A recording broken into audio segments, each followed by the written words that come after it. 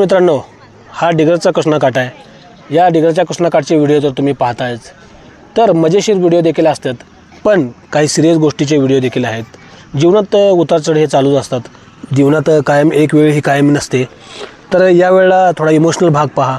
हा भाग मला वाटते डिगरच्या कृष्णाकाठचा सर्वात लहान भाग आहे, पण तितकाच इमोशनल आहे की जून आणि जुलैमध्ये जरा पैशाची चणचण भासली होती मला जॉबच्या अडचणीमुळे।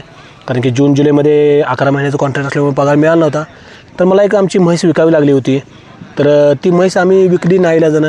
10 वर्ष त्या म्हशीचं आम्ही दूध पिलतं, पण शेवटी एक आठवण राहिले आणि मस्त आम्ही कापाई न देता गावातच दिले। आणि जेव्हा आम्हाला आठवण येते तेव्हा त्या म्हशीला पाहून येतोय, पण परिस्थितीनुसार विकायला लागली।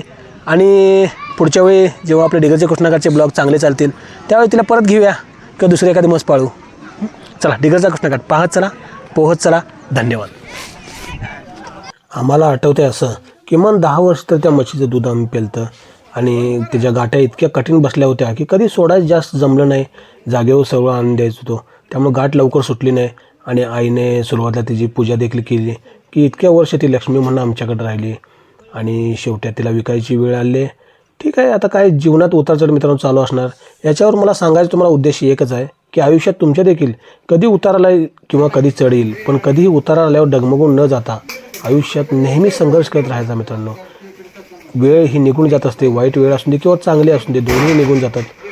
आणि ही म्हस आम्ही आता देणार आहे। 2019च्या पुराची आठवण मात्र राहिली की पुरामध्ये ही म्हस वाहून चालली होती आणि तिला आम्ही प्रयत्नाचे पराकाष्ठा करून वाचवलं होतं। त्यावेळी ती गेली असती, यावेळी सांभाळायला गेली याचं समाधान आहे आणि गावातच राहणार आहे। कधी आठवण येईल तेव्हा आम्ही तिला पाहून येणार। भरपूर वर्ष तिचं दूध पिलं, मुलं आमची लहानाची मोठी तिच्या दुधावरच झाली।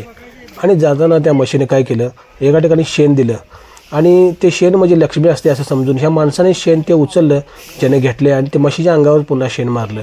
आम्ही म्हटलं असं का केलं, तर लोक म्हणाले की तुमची लक्ष्मी ती तुमच्या इथे सोडून चालली म्हणून त्यानं परत ते अंगावर शेण मारलं। ठीक आहे, जे असेल ते असेल। आता शेवटला पैसे मिळाले आणि त्याचं आता काय करायचं आहे आमचा मित्र शेवटला सांगेलच। मोबाईल घ्यायचा का जिंबल घ्यायचा का आणि काय घ्यायचं। तर मित्रांनो, अशा प्रकारे भाग पाहत चला, खुश राहा, सुरक्षित राहा। धन्यवाद। काम कर, 10,000 घे जिंबल आणि आपल्याला उपयोगाला येतंय। ऐक माझं शब्द